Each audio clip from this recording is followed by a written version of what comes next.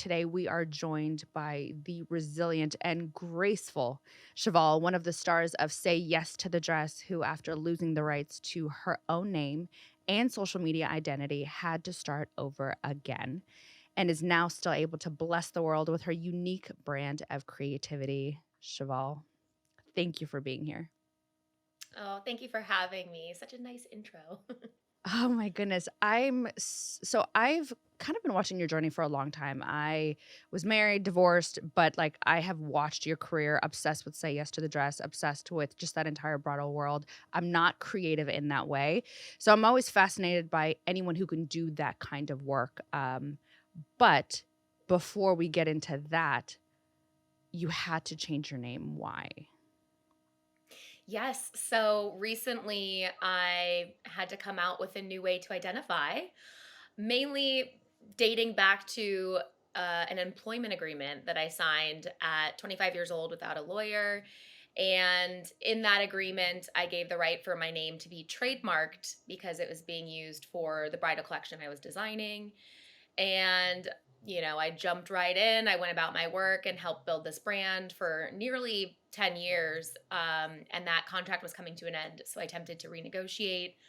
And during that negotiation process, I came to the realization that a lot of the ways that the contract could be interpreted and enforced way beyond what I ever imagined. And my former employer actually sued me in federal court, and it's just been a long journey of litigation and learning exactly what this contract, how it can be used and interpreted and enforced. And now it's resulted in me not being able to use my own birth name to publicly identify or use in any business or commerce.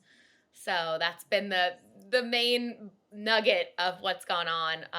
But there's obviously a lot of other nuance, and I've also Sure. been restricted in my trade set as well. So I cannot identify to the trade in any of the categories that my former employer manufactures or sells as a designer, regardless of what name I use. So that's another restriction as well.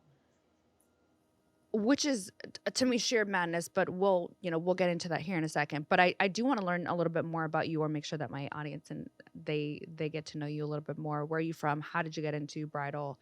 And what was your journey to the brand that you had previously created? Yeah, so I'm from California originally, and I went to New York for school, a university design school. And I always imagined going into the bridal industry, and being a wedding dress designer was my biggest dream. So I really dedicated the majority of my creative endeavors and my life and education, and then my industry experience to that. I kind of went all in, as many, I think, specialized designers do. And I ended up getting an opportunity at a bridal house called Priscilla of Boston, which I worked at for almost 5 years. And that was an amazing experience. It kind of gave me the confidence to ring lead my own collection. And that was kind of the big dream, is that someday I would, you know, have a brand that was designed by me as the head. And I got that opportunity at 25. And so, went about my work. And of course, a show called Say Yes to the Dress took interest, and I was a participant on that. It was an amazing experience. And then, this thing called social media kind of came out of nowhere. And so I really loved how you could connect to people and engage so personally, even though it was over a digital, mobile phone or a computer. And so I really invested in it, and showed up as much as I could and as authentically as I could, especially with a product that is so emotional. I love that, and I love making that connection. So that was a big part of my journey, and that was also something that factored into my lawsuit. I actually lost control and access over what I considered to be my personal social media accounts. So I Mm. had to start kind of fresh there as well. You know what I find really interesting, and I hope it's okay that I ask this.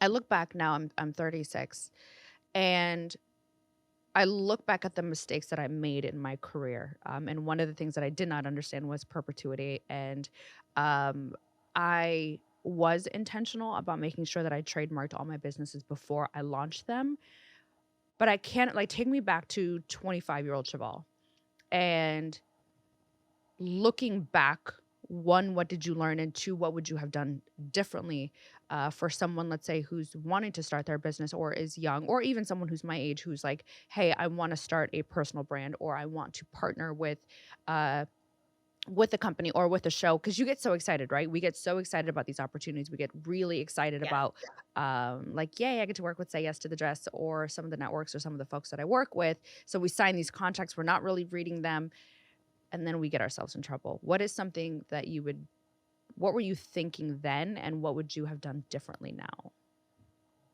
So many things. But I think taking it back to who I was at 25, I can appreciate that I was a diehard creative and just wanted to show the world what I could do and shoot my shot, Yeah. and I think a lot of times when we're young, we trust authority and we wear our heart on our sleeves and we try to show up as authentically as possible. How can I stand out amongst the rest? And a lot of times we don't think about ways to protect ourselves, safeguard ourselves, wait for that other shoe to drop. And we're in a hurry, to get out there and take advantage and seek those big opportunities and chase your big dreams. And I think going back to that stage, I would remind myself that you don't know what you don't know. Mm, And as much as it's easy to be a reckless optimist and trust that, oh, it's all figure outable, we'll work it out someday. right. It is really important to do that due diligence up front and put the work in that it takes to make sure you fully understand what you're jumping into and that you give yourself some credit and some worth as opposed to leaving it to someone else to decide, even if you don't even know what that is yet, especially being young. And the other part of it too is the idea of potentially losing out on an opportunity if you don't do exactly what somebody is asking of you. And I feel like that can be a really scary scenario, thinking that if you don't agree and you're combative in any way, you might miss out on your big opportunity. So I think you have to approach it from abundance, that there are so many opportunities. And that's why it's so important to comb through and find what is the right move for you as much as you can, because you Yeah. never know, but No, definitely and we see those it. are some takeaways. Yeah. Well, and we see it, and I think it's important to note too, that we think that it only happens in one particular business, but we see it in music. We see it with like musical contracts with JoJo, for example, where she was held hostage for 10 years, and um, with Megan the Stallion, and even with Cardi B early in her career. We see it in influence and with partnerships and perpetuity. I remember my one of my first contracts that I did in partnership. Uh, I was so excited. I was paid $750. I was like, "Yes, being paid to do a post." And then I saw my content being used in ads, and I did not read the contract. The only thing that saved me was the fact that my name was trademarked, and that was the only legal standing ground that I had. Um, Mhm. and so I think back to I had to be about 26, 27 at the time. So I can't imagine not having my personal brand and not having you and I were talking earlier. I don't know if I would have handled it with the same grace that you did. How do you hold on to that in the midst of as hard as that is? Because I know for me, just even, looking back on your story and reading back on your story even before we met, I cried for you. I was absolutely heartbroken because I just cannot imagine. And so how do you deal with it in the midst of the hardship and while you're living in it and it's like this tornado while still, 1, being graceful, but also pivoting to something new because you are a creative? Yes, absolutely. The governing of emotions can be really difficult. And I think any artist, creator, entrepreneur for that matter, it's tough to not guide with your heart and your soul because so much of who you are goes into your creativity and that connection is just required. But I think looking at business is different. It almost feels more scientific or more mathematical. And if there is a way for you to kind of compartmentalize and channel your enthusiasm and your emotion into your work, but also stay really almost hard headed and govern your emotions better when it comes to business, I think you kind of create this balance where you're able to still operate in both areas. It's almost like the idea of left brain and right brain. Right. And so, what I've kind of had to do with this lawsuit is put it in a bucket of this doesn't belong over here with all my creativity and all this love and connection to women and wanting to bring joy to people.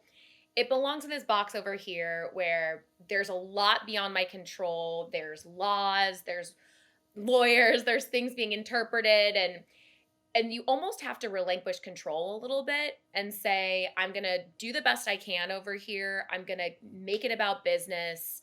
I'm going to try to remove the emotion from it. And I think that's really helped just put it in a place that somewhat makes sense, even though a lot of it does not make sense to me. And then somewhere in the middle, when I find myself kind of like being pulled between the two buckets, I look for gratitude and simple things that are just right there and low hanging fruit for me. Just like having health, and having a new way to create and realizing how fortunate I am in certain ways and just focusing on, what is there still as opposed to what's been taken, Yeah. which is like an exercise in gratitude, really. But it's a conscious effort every day to do that. And you do need moments of just like fetal position, crying, like Yeah. this has been really tough. But, being a little selective, I think, when you decide how to narrate and how to show up and all that kind of stuff. But it is a lot. It's a big undertaking, but that's kind of how I've approached it. And I hope it's okay. I'm gonna take it back because I'm no legal expert here. What the heck happened with JLM and what happened with the contract? So basically, the contract is where everything kind of goes back to because I signed it very early on, especially in my career. And ultimately, there was a period of trying to negotiate, Mhm. and basically, there was too large of a delta between, how I wanted to be valued and what I wanted freedom from and all that kind of stuff. And I think when you have disagreement, and there's like a really wide delta, it can be extremely hard to meet in the middle or split the difference. And you really can't waste too much of your energy and time trying to convince something or someone who's already committed to seeing things a certain way. Right. And just in my experience, that is something I felt like I experienced. And what ended up happening was the company had chosen to sue me in federal court while I was still working at the company. And with the experience I had already had, a lot of the hostility I felt, and I'm somebody that operates from a place of joy and needing to feel a certain way to actually perform and physically do my job. And so I resigned for a number of reasons, but that led to a 3-year litigation period that we are still in. And it is the most recent news, to my knowledge, is that the company has filed for bankruptcy or a subchapter of Chapter 11. And so that, does change things. And I'm learning it. I'm really in the thick of it right now, learning what that means for the legal case, as well as I've got an appeal that I'm waiting to hear back on with respect to the 5-year non-compete provision. Yeah. So there's a lot of moving parts, and it is, what I will say is, it is very nuanced, and it's been an interesting journey because it's never been a part of my life, in understanding, contract law and what it means to have these protections in place. And Wow. so there's been a big educational factor to it. But it's all very complex. Yeah. Holy cow. So now that you cannot publicly use your now that you can't use your birth name since you don't own the rights to it, you landed on Cheval. How did you get there? I actually tapped into some of these creative processes that I've always relied on, and thinking about even just in music, how an artist comes up with a new album and a theme and a new identity or an alter ego to kind of tap into. I chose to look at it as something fun and playful, and what a cool opportunity to be able to create a new name for myself. And so I just jumped right in, and I think with Cheval, it just struck me as something I was really excited about. I was happy to jump into it. I loved the way it sounded. I loved the meaning behind it. It's the French word for horse. And I don't know. It was like, let's do this. I like this name, and it makes me feel powerful and that I can manifest my own destiny, and it just kind of worked that way. I did make sure some of my family members and friends liked it, and that I wasn't, misappropriating something, because you never know Right. with stuff like that when you have good intentions going into it. So I did a lot of different processes like that, but that's kind of how Cheval was born. Can I ask you, is it freeing in a way to be able to start over? Absolutely. Okay. Absolutely it is. And there was a part of me that felt like I had nothing to lose, Yeah. because I felt like I had lost so much. And while that's not really true, I feel so grateful to have so many of these relationships still intact, and the wherewithal and the sanity, and so much comes from gratitude. But in a lot of ways, my identity was so tied to what I did for a living and what I considered to be my gift and my skill set. And when I was no longer able to do that, Yeah. it felt like, well, what's the harm in reinventing and rebranding and just trying something new, because we're starting from almost a ground zero, bake from scratch type of thing. And in that, there was empowerment, and even more so was that I have had the pleasure of this community and women like you who just like showed up for me and empathized with the situation, but then also gave me a good amount of accountability, Mm. in that, like, oh, I want to show up still for these women, and I still want to be a part of their lives, even if it's in a different way. And what other sparkle can I create? Yeah. So there was a nice synergy with all of that in starting fresh steps. One of the things that I think about often, and we see it on social media, hypothetically speaking, right? Where as an entrepreneur, as a founder myself, as an influencer and someone who's on social media, and I've seen the videos where if I had to start over today with $0 and with zero followers, here are the 10 steps that I would do. The crazy part is, even when I think about it, it's all hypothetical, right? But you're living it. You are a true living example of having to start over, no social media, starting with zero followers, starting with, obviously you have your network and your relationships, and building a brand new uh, company from scratch all over again.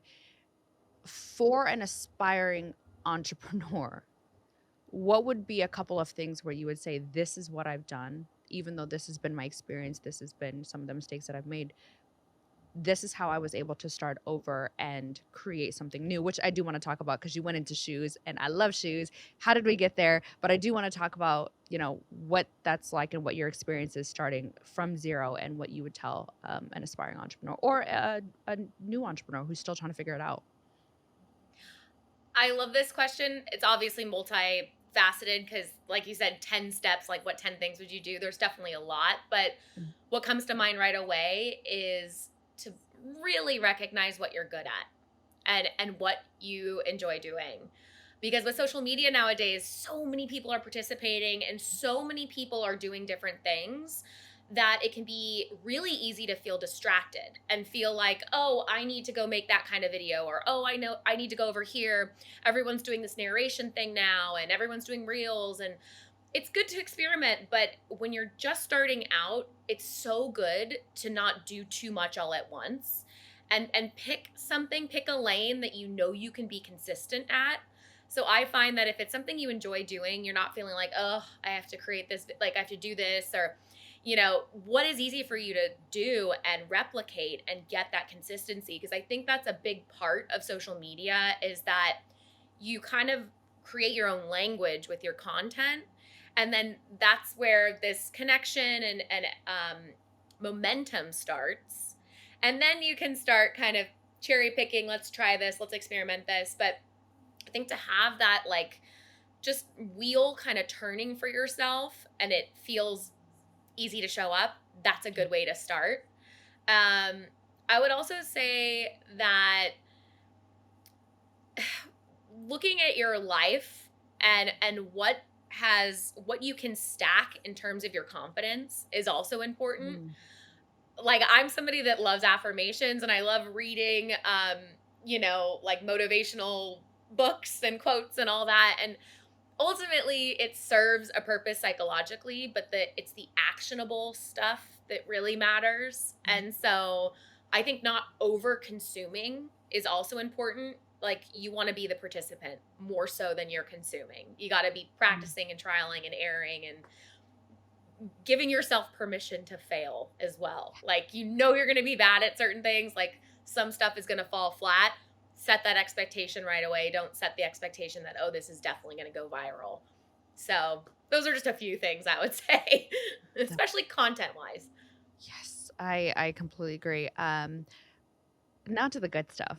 Shoes and why shoes, and also how did you build a brand for yourself while as you've rebranded?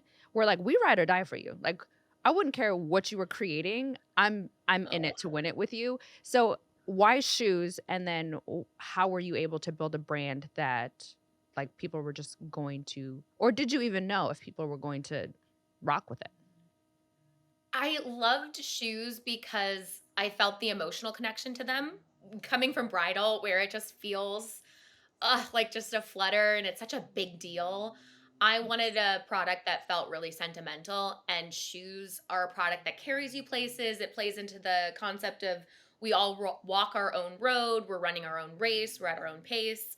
And so I love that there was that bit of just meaning behind it. And then in terms of my skill set, I really did think about being a designer and building patterns and embellishment and how the construction works and all that. There are some similarities in shoemaking. It's definitely different in a lot of ways, but I felt like this is something I could fully understand. And again, knowing I'm not going to be great at it right away, I did not train myself in shoes or anything close to it. um, I felt like I could evolve and it would be a place I could grow and learn and really express my aesthetic, and I would have something to say in that space. So and I did think of other product lines, Really? but I just didn't feel as confident in those. And I also think a lot of times when you see these amazing big celebrities and big influencers and they're doing everything, right? They're doing all kinds of brands, product lines, beauty brands, and all this stuff. Again, you feel like this distraction of, oh, should I go do this over here and should I try it over here? And for me as a designer, what I did was I realized I actually had that skill set, and I put that time and hard work and those 10,000 plus hours into it, and I need to continue to do that to feel good about myself and feel like I belong in these Mm, spaces. Or I think a lot of the celebrities and influencers, they bring those specialty people to them right. so that they can be the face and they can focus on their specialty, but then somebody else is doing the tech design, the construction, the digital marketing for them. They have these amazing people that'll show up and help them brand, whereas as a creator and a designer from the start, it's just a different way of doing things.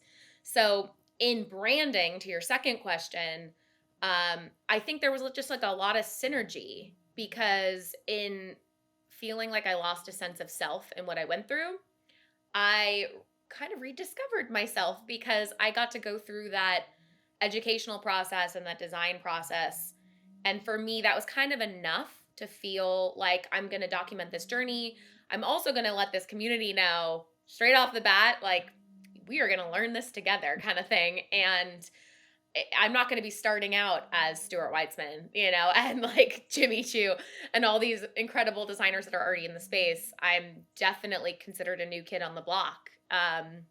So relying on feedback was a big part of it too. But it's been the journey, the process of becoming a shoe designer that has given me a chance to brand a little bit differently and also just true to what's actually happening. Oh my gosh, I love it. I'm gonna shift gears a little bit. I would love to talk about your nonprofit. Could you tell us more about it?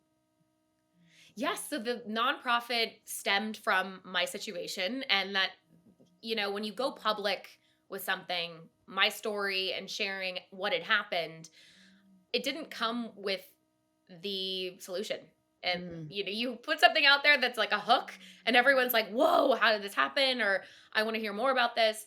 But I also feel like there was a responsibility to have more conversations with other creators facing their own challenges and not having rights or protection or understanding what perpetuity means and all this stuff. And so that's where I felt like there could be a great educational element to this. One, I can tell my story and tell people what not to do, which is also beneficial. But two, I can start connecting with some of these lawyers and people in the attorney world, law world, that are specialized and can kind of also provide that educational element, or even services that are more affordable or pro bono, or just want to help solve that problem as well. So, a Girl You Might Know Foundation is kind of set up in three ways. It's to provide that education and curriculum, it's to connect creators to the right people, the right kind of attorneys, to review those nuanced contracts. An influencer contract is way different than a partnership agreement, and let them know there's an advocacy that can be had there. And then the third is a grant where we give money to a young creative or a young entrepreneur that's needing financial funds for hopefully setting up a business or needing to get out there on the right foot legally to protect their trademark, their name, whatever it may be. So it's been a really unique arm, very separate from the business, but in a lot of ways, there's a common mission in just a rising tide lifts all ships, but also like let's be enthusiastic and excited and also protect ourselves coming together. so essentially, not all heroes wear capes because we're wearing sparkly shoes and bridal gowns. Exactly. You get it. It's a hard conversation to have because we think, especially as early entrepreneurs, and I think back to my journey. I think I'm 9 years in now. I think it was some of those early mistakes that I made, and then having conversations with other entrepreneurs that probably saved me from a lot of issues within my space. But I think it's important that we acknowledge that whether you are a designer or you are a founder or an entrepreneur, make sure that you have your legal items and your legal situation together. Ducks in a row. Have Yeah. all of your ducks in a row. Dot your I's, cross your T's, make sure you understand what those contracts are. I know for me, like for brand partnerships, I have someone that just handles those contracts, and then I have my attorney who just handles like partnerships, and for I have my trademark attorney. But I also understand that that is not an easy thing to do and to afford, and also understanding like where do you start. And so I love the fact that you are protecting entrepreneurs and having the difficult conversations early. And then I'm going to ask you one last question. What would you say to anyone who actually, it's going to be a two-part question. I hope that's okay. Yeah. My brand, Sarah Lovestyle, so my name is Sarah Hood. My brand, I think about it, and, 9 years in, my identity is tied to my brand. And so I cannot imagine having to start over. And so what advice would you give to someone that's, one, dealing with an identity issue within their business and themselves personally, because it's tied together? We I've heard entrepreneurs say like, my business is my baby, and it shouldn't be, by the way. That would be an advice that I give to anyone. Your business should not be your baby. It takes a team, it takes a village to raise this child, so it shouldn't be your baby. It should be a team effort, a collective community effort of folks who are helping you raise this thing together. Um, And so I do worry when someone says that. But what do you say to someone whose identity is tied to their business, and what advice would you give to someone who's starting their lives over in the way that you did? Identity should be in your business in a way that you feel comfortable, right? Because I think that identity is something that differentiates us all. And it's that concept of you are you, and that is your superpower. Every industry is diluted these days, and what makes you unique is truly you. Right. But I think it's important to remember that with reinvention, it's not about abandoning who you are. Mm, It's more about flipping the script a little, and deciding what you actually do want to take with you and harness and blossom, and what new things you might need to reincorporate to build a stronger foundation in that reinvention. Because it can be really scary to think, oh my gosh, I did all of this. I've worked so hard to do this, and now I have to start over. And it's kind of interesting looking at that obstacle as an opportunity and realizing that there is so much exciting events to be had in evolving and in that change. So it's important to kind of figure out a way to hold on to certain things that you feel excited and emotional about that will help drive your creative business, and then put those pieces in that can help protect and build a stronger new start. Like, I know it can be really overwhelming, yeah. and thinking about life being a picnic, right? Like, I think maybe this is a perfect analogy. In that picnic, you pack your own basket, right? And you get to decide what you're going to put in that basket, what you're going to unpack, and what you're going to share with people. Mm. And I think that's where your power is that it's you deciding, it's you being decisive too in those, and excited about it, and harnessing your own power in that way so you don't feel too lost or too much like you're abandoning your past. Whew. Cheval, you have so much grace, so much grace, You're so sweet. You're the best. Thank you. so much grace. Because I don't know how you do it. I don't know how you've done it, but when I tell you you are a huge inspiration to me, I don't it's changed the perspective on how I navigate and look at my business and how I look at my identity and how it's tied to my business. And Oh my um, gosh. it is such it's not just like a warning and a caution, but also a story of inspiration. I am so excited for you and your journey and where it's going. Cheval, where can we find you? How do we shop? What should we be getting? Oh my gosh. Well, thank you so much for saying that. I can't tell you how important it's been to have a community and just encouragement from other women through this time. And that's really been my secret sauce, I think. But Listen, we're going to war with you, okay? I said it. we ride it down in We ride at sparkly dawn, shoes. okay?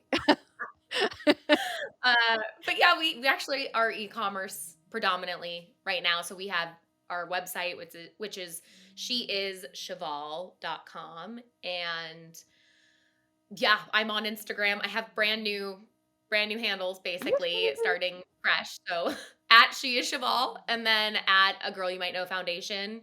And then I've also got my old podcast handle that is All That Glitters on the gram, I which is love like it. the longest handle name ever, but it No, I still love works. it, I So love it, Cheval. Thank you so, so, so much for coming on. I'm so grateful, and I can't wait for our listeners to hear this episode. thank you.